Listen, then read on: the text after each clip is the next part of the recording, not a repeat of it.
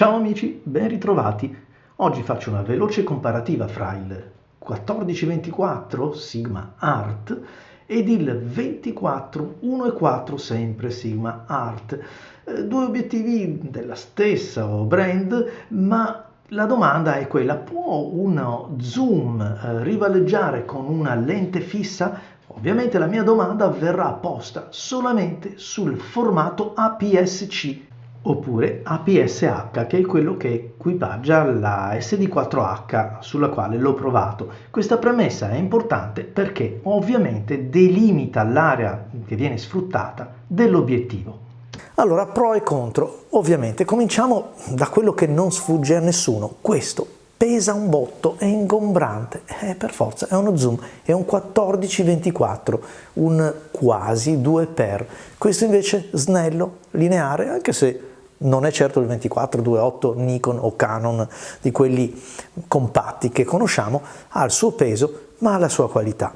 Certo, vi dicevo, questo è un f2.8 continuo, il che significa che quando vado a progettare questa lente ho bisogno di avere una bella lente frontale per far entrare tanta luce scusatemi, che vi servirà e ci servirà per farla arrivare poi alla lente posteriore e quindi al sensore. Molto più facile invece in una focale fissa. Poche lenti, e se sono luminose addirittura 1.4, cioè il doppio di questo, il gioco diventa ancora più entusiasmante. Un bokeh molto delicato, un fuoricampo che veramente acceca, perché posso contestualizzare qualsiasi soggetto lasciando uno sfondo ampio come un 24 mi permette. Ma qua non è che siamo troppo distanti, perché un 14 mm 2.8 perderà i due diaframmi, però è anche vero che mette in campo una ampiezza di angolo decisamente maggiore. Ma allora qual è migliore dei due? È vero che lo zoom, la sua vignettatura, la sua caduta di luce e soprattutto questo scarso dettaglio agli angoli che insomma qualsiasi focale variabile, soprattutto se moltiplicata oltre il 2,5 o il 3 al massimo, denuncia. Le cose stanno cambiando, sono davvero cambiate. Questo 14-24 è un obiettivo di primordio, un obiettivo da leccarsi i baffi. Allora, li ho provati, sulla Canon ho potuto provare soltanto il 24 Art ed è un obiettivo che mi è piaciuto molto. Mi è piaciuto molto, forse non come il 24 1.4 Canon, la seconda edizione, però mi è piaciuto davvero tanto.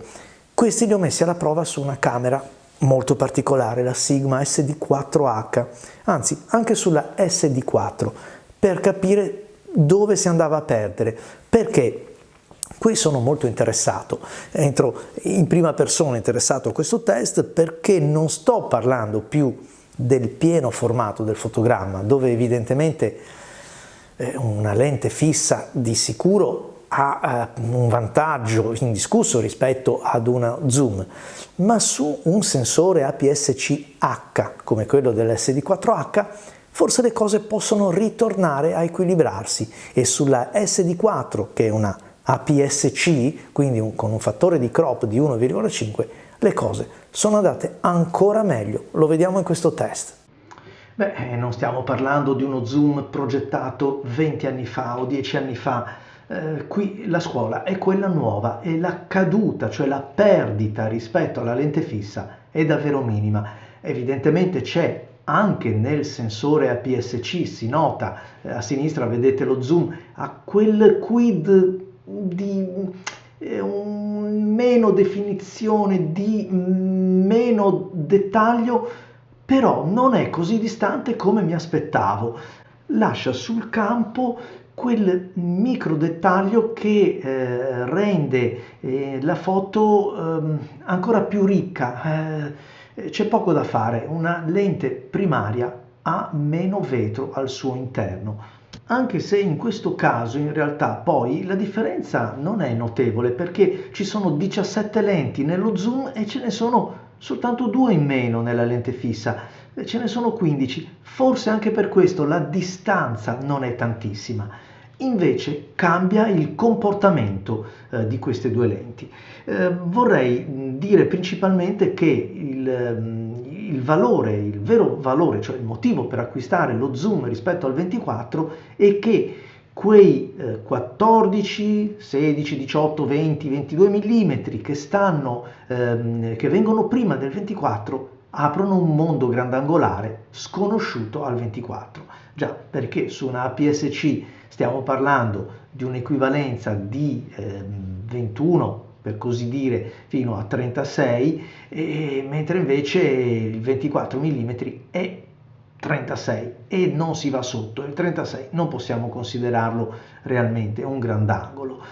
Le cose vanno meglio con il sensore APS-H, perché in questo caso si arriva ad avere un 18, un 19 mm equivalente, e qui si può giocare davvero con la composizione grandangolare, cosa che il 24 purtroppo non riesce ancora a fare, perché diventa un 30 equivalente, un 29 equivalente.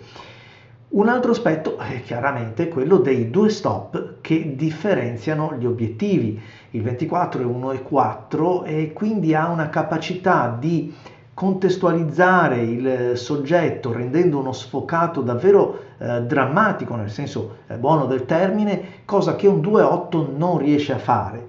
Però è anche vero che il 2,8, che è il 14-24 sigma, riesce invece a dare una immagine ancora più immersiva giocando sull'ampiezza dell'angolo, e quindi ancora una volta sono molto ma molto vicini l'uno all'altro e diventa solo una questione di gusti personali.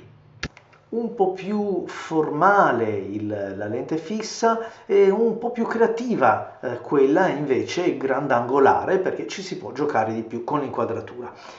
Questo test mi offre lo spunto per una riflessione, che è quella poi importante ed è il nucleo di questo test, e cioè se con il formato ridotto la distanza di progettazione di questi due obiettivi si minimizza, perché abbiamo visto che si tratta soltanto di piccoli dettagli a fare la differenza, ci fa intendere quanto sia lo sforzo, invece l'investimento progettuale e la criticità nel portare il dettaglio anche agli angoli estremi del fotogramma. In altre parole, è facile essere nitidi al centro, lo sappiamo, perché anche un pezzo di vetro al centro è nitido, anche degli obiettivi veramente nati male al centro fanno il loro lavoro. Man mano che ci si spinge verso la periferia che nascono i problemi, ed è lì che lo schema ottico e le lenti che vanno a controbilanciare gli accoppiamenti, i doppietti, devono fare il loro lavoro per portare il dettaglio e quindi la qualità ottica che c'è al centro fino al bordo estremo. Infatti sul full frame è molto più evidente il vantaggio che il 24 mm ha sul 14-24, pur comunque non così esagerato, e diciamoci la verità. E allora grazie a tutti amici, vi aspetto ai prossimi video di PhotoArt.